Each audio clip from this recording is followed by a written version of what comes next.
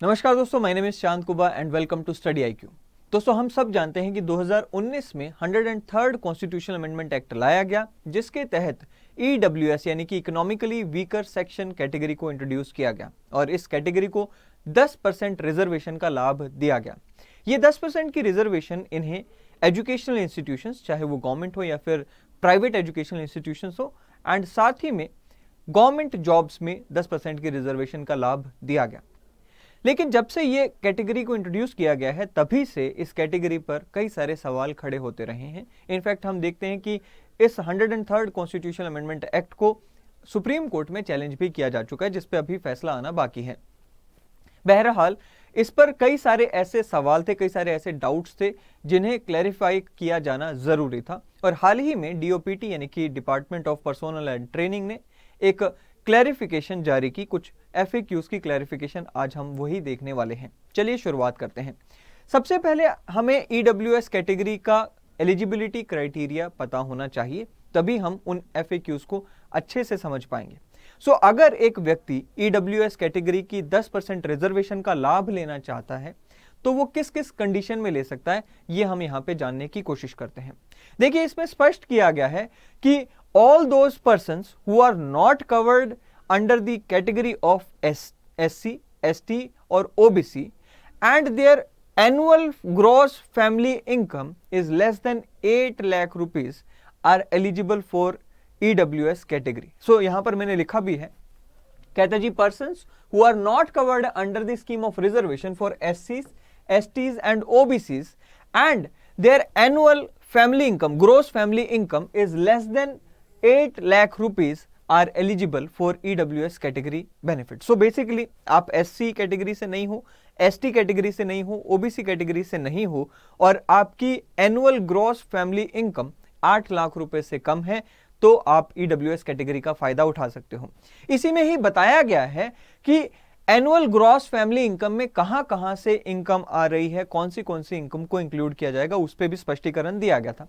इसमें बताया गया था कि फैमिली की सारे सोर्सेज से आने वाली इनकम को ग्रॉस फैमिली इनकम में काउंट किया जाएगा। आज की जो क्लैरिफिकेशन आई है उसमें यह तक स्पष्ट कर दिया गया कि ग्रॉस फैमिली इनकम कौन सी होगी, जो टैक्स कटने से पहले की होगी, टैक्स कटने के बाद की नहीं होगी। बेसिकली ऐसी सारी इनकम जो कि किसी भी सोर्स से आ रही हो, चाहे वो एग्रीकल्चर, सैलरी, बिजनेस या फिर प्रोफेशन आदि से आ रही हो, एक फाइनेंशियल ईयर में आनी चाहिए, यानी कि 1 अप्रैल से लेकर 31 मार्च के बीच में जो फाइनेंशियल ईयर है उसमें आनी चाहिए। वो सारी की सारी फैमिली इनकम मानी जाएगी। वो सारी 8 लाख से कम होनी चाहिए, तभी आपको इसका बेनिफिट मिलेगा। इसमें एक दूसरा क्राइटेरिया भी रखा गया और वो दूसरा क्राइटेरिया इनकम से जुड़ा हुआ नहीं था, वो असेट्स यानी कि आपके संपत्ति से जुड़ा हुआ क्राइटेरिया था। इसमें कहा गया कि irrespective of the family income, अगर आपके परिवार के पास इनमें से कोई भी असेट है तो आप ईडब्ल्यूएस कैटेगरी का बेनिफिट नहीं ले सकते। कौन सा असेट है, चलिए देख लेते हैं। कहता है जी, irrespective of the family income, a person whose family owns or possesses any of the following assets will not be identified as EWS. कौन सी इसमें असेट है? अगर आपके परिवार के पास 5 एकड़ लैंड या उससे ज्यादा की जमीन है तो आप EWS कैटेगरी से बाहर हो जाएंगे। अगर रेजिडेंशियल एरिया है that is of 1000 square feet and above, तो भी आप EWS कैटेगरी से बाहर हैं। रेजिडेंशियल प्लॉट है 100 यार्ड्स या उससे अबव इन नोटिफाइड म्यूनिसिपैलिटी, तो भी EWS कैटेगरी से बाहर है। यानी कि नोटिफाइड म्यूनिसिपैलिटी में 100 स्क्वायर यार्ड्स का अगर प्लॉट है, अब इसी में अगर 90 स्क्वायर यार्ड्स का प्लॉट है तो आप इसके अंदर रहेंगे, यानी कि आपको इसका बेनिफिट मिल जाएगा। इसके साथ ही क्या कहा गया, residential plot of 200 square yards and above in any other area other than not notified in the municipality. यानी कि रूरल एरियाज में अगर 200 स्क्वायर यार्ड या उससे ज्यादा का आपका मकान है तो आप उससे बाहर हो जाएंगे। अब इसी क्राइटेरिया के ऊपर आज कई सारी क्लैरिफिकेशंस हमें देखने को मिलती हैं। इसी के साथ साथ इसमें एक और एलिजिबिलिटी क्राइटेरिया भी है, वो ये कहता है कि the property held by the family in different locations and और different places cities would be clubbed for applying the land criteria. Basically इसमें यह भी हो सकता है कि एक परिवार के पास 1 एकड़ जमीन हरियाणा में हो, 2 एकड़ जमीन पंजाब में हो, 3 एकड़ जमीन जो है कहीं राजस्थान में हो, तो सारी जो जमीन होगी, सारी जो प्रॉपर्टी है उसे क्लब करके फिर यह तय किया जाएगा कि आप ईडब्ल्यूएस कैटेगरी में आते हैं या नहीं, या आपके टोटल एसेट्स कितने हैं। साथ ही में इसमें यह भी बताया गया कि फैमिली में कौन कौन आ जाएगा, क्या मेरे पेरेंट्स फैमिली में आएंगे या फिर मेरे ब्रदर एंड सिस्टर फैमिली में आएंगे, कौन कौन आएगा वो भी यहां पे बताया गया। The term family for this purpose will include the person who seek the benefit for the reservation, यानी कि ऐसा मैं अगर रिजर्वेशन का बेनिफिट सीक कर रहा हूं तो मैं सबसे पहले इसमें आऊंगा। इसके अलावा मेरे पेरेंट्स, सिबलिंग्स यानी कि जो मेरे भाई बहन 18 साल से कम आयु के हैं वो सब इसमें आ जाएंगे, एज ऑल्सो हिज और her spouse and children below the age of 18। साथ ही में माई वाइफ, अगर एक औरत हैं तो उनके हस्बैंड या फिर उनके जो बच्चे हैं अगर वो 18 साल से कम के हैं वो भी फैमिली में गिने जाएंगे। आज की जो क्लैरिफिकेशन आई है उसमें ये क्लियर किया गया है कि मेरे जो ग्रैंड पेरेंट्स हैं वो फैमिली की डेफिनेशन में नहीं आएंगे। सो उनकी जो संपत्ति है अगर वो अनडिवाइडेड है और कल को हो सकता है कि वो मेरे फादर को मिल जाए, वो हो सकता है कि मेरे फादर को मिले, लेकिन उसे मेरी ईडब्ल्यूएस की जो एलिजिबिलिटी क्राइटेरिया है उसमें काउंट नहीं किया जाएगा। वो आज हम उसके ऊपर चर्चा करेंगे। सो इसमें जो सबसे बड़ी बात कही गई, जो अभी एक बहुत ही बड़ा इशू बन सकता है या एक आप कह सकते हैं कि बड़ी क्लैरिफिकेशन बन सकती है, वो ये कि people belonging to OBC communities in state list. So आपको मैं यहां पर अभी इस पे भी क्लैरिफिकेशन दे देता हूं कि देखिए 2 तरह की लिस्ट्स होती हैं। ओबीसी जो कैटेगरी है उसके लिए 2 तरह की लिस्ट बनती है। उसमें एक लिस्ट जो होती है वो national commission for backward classes के द्वारा मेंटेन की जाती है और दूसरी जो लिस्ट होती है वो इंडिविजुअल स्टेट्स के द्वारा मेंटेन की जाती है।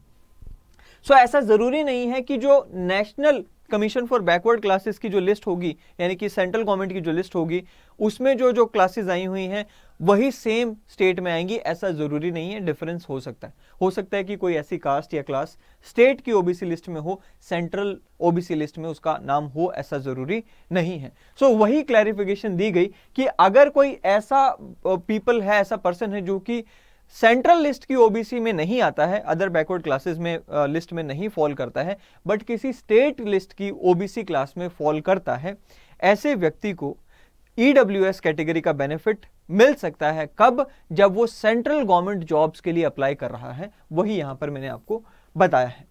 दूसरी बात, जैसे कि मैंने आपको बताया कि ओबीसी जो हैं वो 2 लिस्ट होती हैं, सेंट्रल और स्टेट, वो मैंने आपको यहां पर बता ही दिया।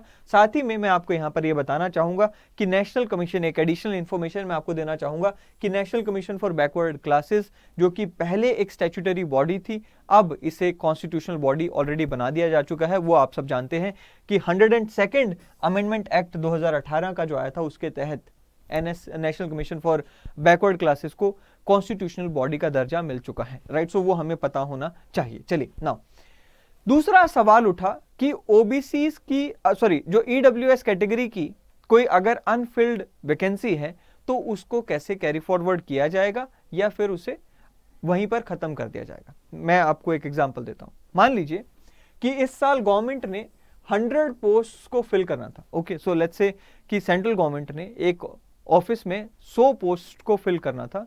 उन 100 पोस्ट में से लेट्स एज्यूम कि 50% जो है वो क्या हो गया, 50% तो हो गया एससी, एसटी एंड ओबीसी की रिजर्वेशन, 10% जो है वो हो गया ईडब्ल्यूएस की रिजर्वेशन, एंड लेट्स एज्यूम कि 40% जो है वो क्या हो गया, जनरल कैटेगरी की रिजर्वेशन हो गया।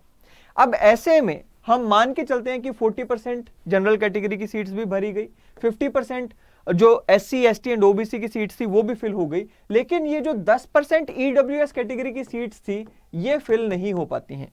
तो क्या ये अनफिल्ड सीट्स को कैरी फॉरवर्ड कर दिया जाएगा या फिर इन्हें उसी साल जनरल कैटेगरी से भर दिया जाएगा? इस पे भी क्लैरिफिकेशन दिया गया।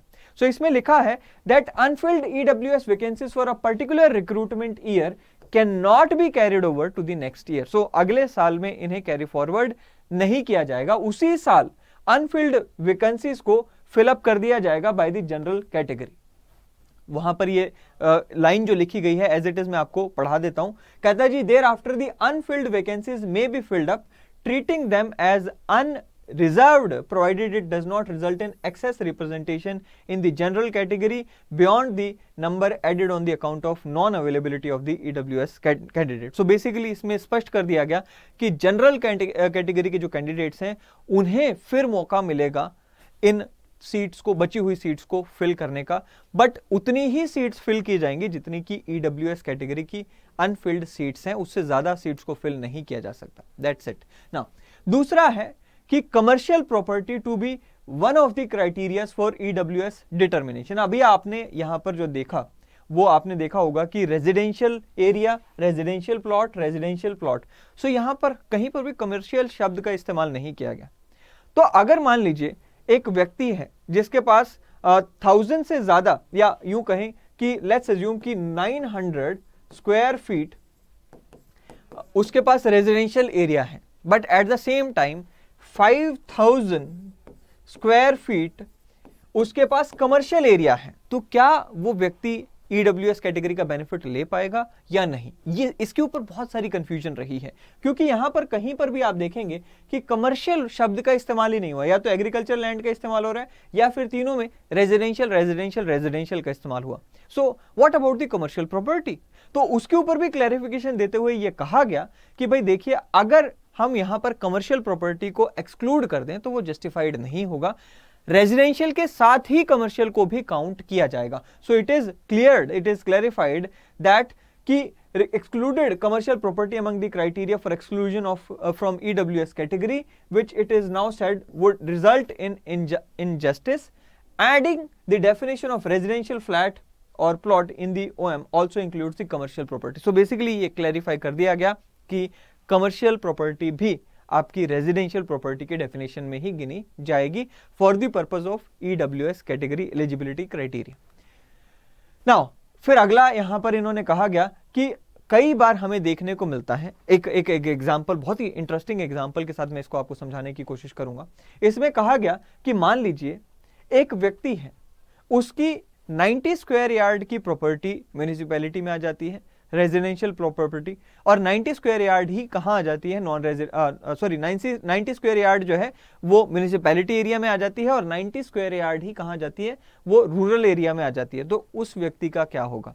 अभी हमने यहां पर देखा था, मैं आपको दोबारा वो पॉइंट दिखाना चाहूंगा. इसमें कहा गया कि अगर आपके पास residential plot of 100 square yard है म्युनिसिपैलिटी एरिया में, तो आप ईडब्ल्यूएस कैटेगरी से बाहर हो जाओगे. लेकिन मान लो कि आपकी कोई ऐसी प्रॉपर्टी है जो कि इस तरह से, मान लो ये प्रॉपर्टी है और बीच में से लाइन जा रही है म्युनिसिपैलिटी की डिवाइड करती हुई, यानी कि आपका घर है, उसमें 90 स्क्वायर यार्ड जो आपका एरिया है घर का, वो म्युनिसिपैलिटी में आ गया. 90 स्क्वायर यार्ड ही कहां आ गया? वो आ गया आपका रूरल एरिया में, नॉन म्युनिसिपैलिटी में आ गया. तो आपका टोटल एरिया कितना हो गया? 180 स्क्वायर यार्ड हो गया. तो क्या ये आपको ईडब्ल्यूएस से बाहर कर देगा, या फिर इसे कैसे कैलकुलेट करेंगे? तो यहां पर स्पष्टीकरण दिया गया कि भाई इस 90 को डिफरेंटली हम चेक करेंगे और इस 90 स्क्वायर यार्ड को हम डिफरेंटली चेक करेंगे. हम इसे रूरल और अर्बन के हिसाब से चेक करेंगे. हालांकि कंबाइंड ये 180 स्क्वायर यार्ड बना रहा है, हम उसमें नहीं जाएंगे. हम ये देखेंगे कि रूरल में कितना आ रहा है, 90 आ रहा है. 100 से क्या हो गया? कम हो गया, अलाउड है. इधर से हम अर्बन के रूरल में देखेंगे कितना आ रहा है, 90. 200 स्क्वायर यार्ड से कितना हो गया? कम हो गया. सो अदरवाइज यहां पर भी क्या हो गया? अलाउ कर दिया. सो बेसिकली यहां पर ये कहा गया कि भाई रूरल और अर्बन में अगर कोई बीच में प्लॉट आ रहा है, दोनों ही एरियाज में फॉल कर रहा है, उसमें हम देखेंगे कि रूरल में कितना आ रहा है, क्या वो रूरल में दी गई लिमिट से ज्यादा है या कम है, एंड अर्बन में कितना आ रहा है, क्या वो अर्बन में दी गई लिमिट से ज्यादा है या कम है. उसके बेसिस पर हम ये तय करेंगे कि आप ईडब्ल्यूएस कैटेगरी में फॉल करते हैं या नहीं. फिर effect of property of grandfather. तो जैसे मैंने आपको कहा कि ग्रैंड पेरेंट्स जो हैं वो फैमिली का हिस्सा नहीं गिने गए हैं. सो ऐसे में जो ग्रैंड पेरेंट्स की प्रॉपर्टी है वो आपके लिए यहां पर काउंट नहीं होगी, वो आपकी फैमिली की प्रॉपर्टी में काउंट नहीं होगी. फिर आता है जी मंथली पेंशन. तो यहां पर यह भी क्लैरिफाई किया गया कि जो मंथली पेंशन है वो भी क्या होगा, वो भी आपकी फैमिली इनकम में काउंट किया जाएगा और उससे भी ग्रॉस फैमिली इनकम का हिस्सा माना जाएगा. So specified that families earning from monthly pension payouts and all other sources like salary, agriculture, business, profession, etc. for the financial year shall be included in the monthly family income. So ये यहाँ पर कहा गया। साथ ही में कहा गया कि it added that in all cases only gross income और earnings will be counted. So इसमें जैसे कि मैंने आपको कहा कि भाई आपने कहा कि जी वैसे तो हमारी इनकम बन रही है 9 लाख रुपए, लेकिन टैक्स कटने के बाद वो मुझे 7.5 लाख रुपए या 7 लाख रुपए मिल रहा है, तो क्या मैं 7 लाख को गिनूंगा या फिर 9 लाख रुपए को गिनूंगा? तो यहां पर इन्होंने कहा कि जी हम ग्रॉस फैमिली इनकम को चेक करेंगे, ना कि टैक्स के बाद की इनकम को हम चेक करने वाले हैं। तो ये कुछ इंपॉर्टेंट क्लैरिफिकेशंस थी जो मैंने आपके साथ यहां पर डिस्कस की। आई होप कि आपको ये क्लैरिफिकेशंस समझ आई होंगी, इनमें से सवाल भी बन सकता है, और वैसे भी हम सब लोग जो हैं कहीं ना कहीं किसी ना किसी कैटेगरी का बेनिफिट ले सकते होंगे। सो हो सकता है कि आप ईडब्ल्यूएस कैटेगरी का बेनिफिट के लिए एलिजिबल हो, लेकिन अभी तक आप नहीं ले रहे थे, तो आपको ये वीडियो उसमें भी फायदा देगी। अगले सेशन में फिर एक बार मिलेंगे। Till then thank you and have a great day ahead.